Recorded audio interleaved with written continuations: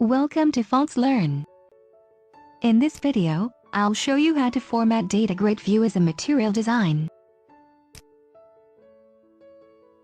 To practice the demo, you can create a new Windows Forms application project.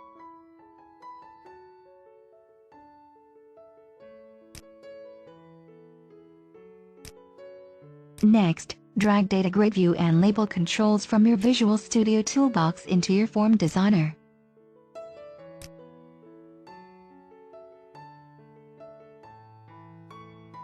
The label will be used as the header for your form. You can also easily change the colors and fonts for the labels.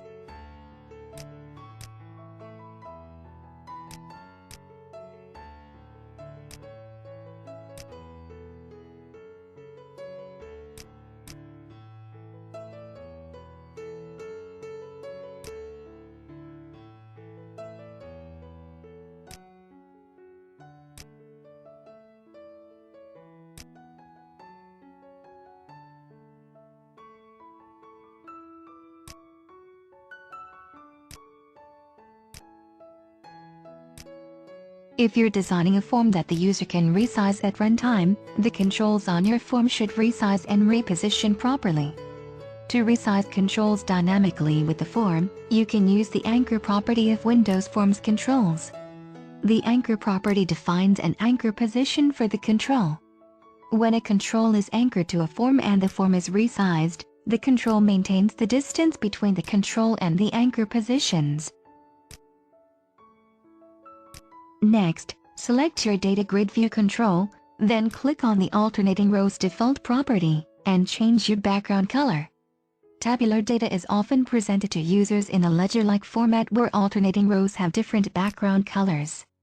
This format makes it easier for users to tell which cells are in each row, especially with wide tables that have many columns. And don't forget to set your border style to none and cell border style to single horizontal. Next, we will change the background color and forecolor for the column header's default property.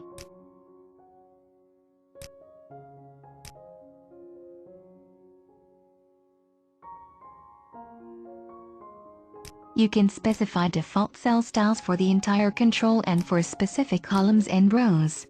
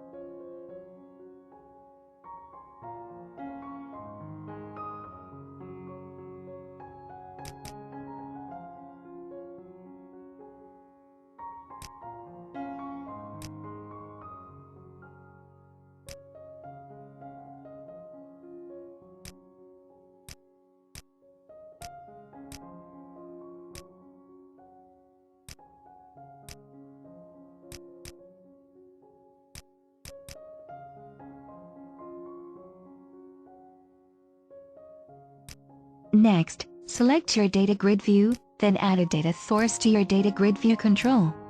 I will use Northwind database for practice.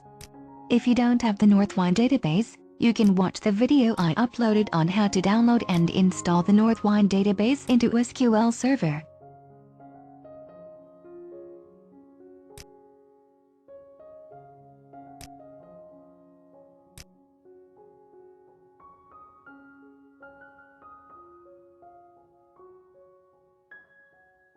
You can also easily remove columns that you don't want displayed on your DataGridView.